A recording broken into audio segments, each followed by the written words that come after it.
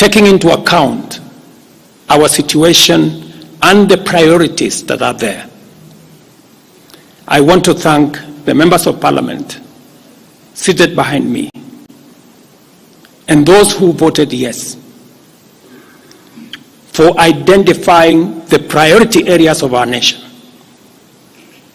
Because when I made the proposals to Parliament with my cabinet, we had certain critical priorities for the nation.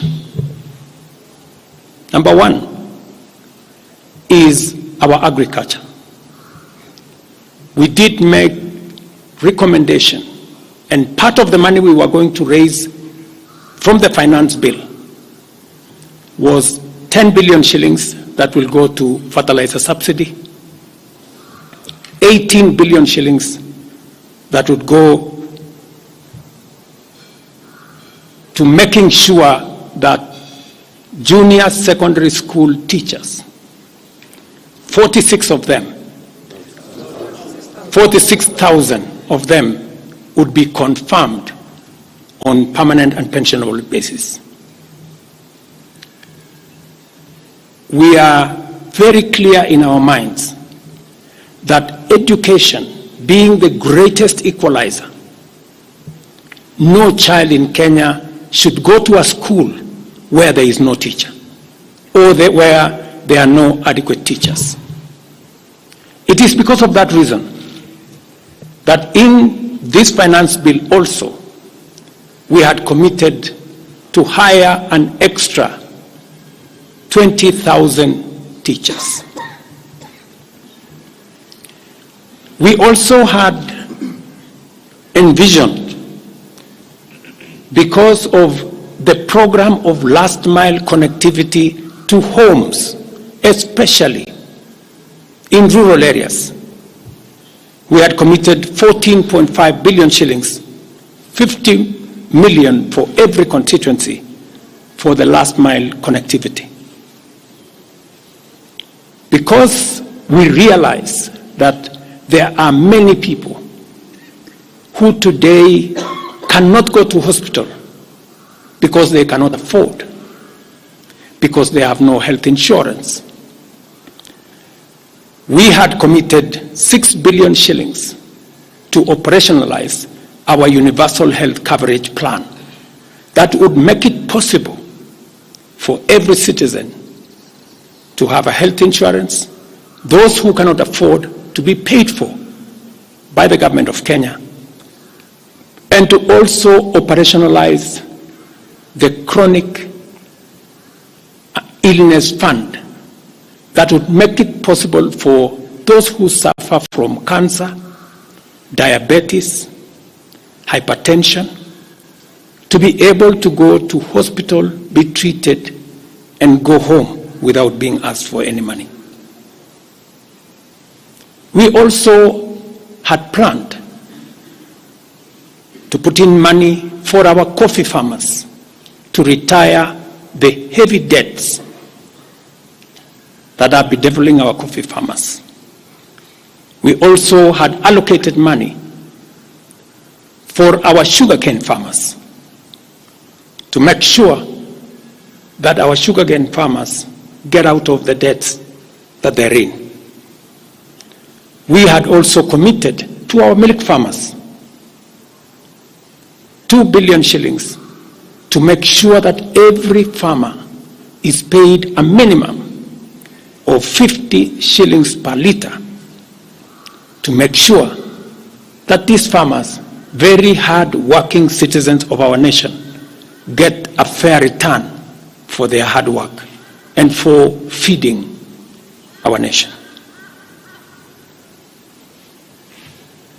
And that is why I commend these members of parliament for agreeing with us that all the priority areas I have mentioned were the right priorities to be funded. And by so doing, they supported the proposal to incorporate also the views of the people. These members of parliament came back to us after they went to listen to the people of Kenya, and they came back and reduced the budget on their own to by 146 billion shillings. Notwithstanding all these concessions, it has become evident that members of the public still insist on the need for us to make more concessions. And because I run a government, but I also lead people, and the people have spoken, I am grateful to all the members of the National Assembly who voted yesterday affirmatively for the Finance Bill 2024 as amended on the floor of the House to incorporate the views generated through public participation. And following the passage of the bill, the country witnessed widespread expression of dissatisfaction with the bill as passed, regrettably resulting in the loss of life, destruction of property, and desecration of constitutional institutions. On my own behalf,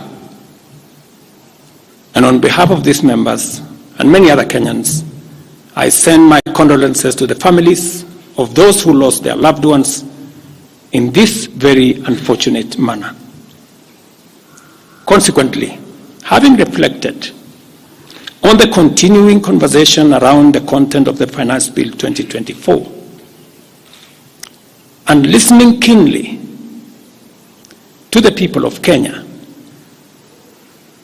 who have said loudly that they want nothing to do with this Finance Bill 2024, I concede, and therefore I will not sign the 2024 Finance Bill, and it shall subsequently be withdrawn, and I have agreed with these members that that becomes our collective position.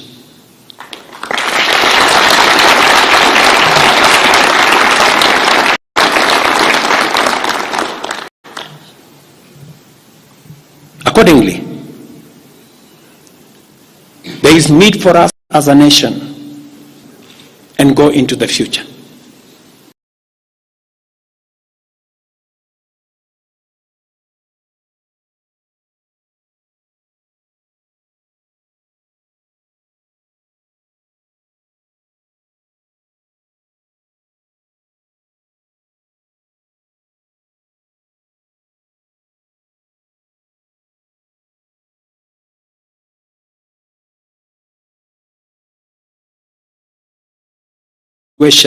Together, how do we work on the budget with the deficits that now exist together?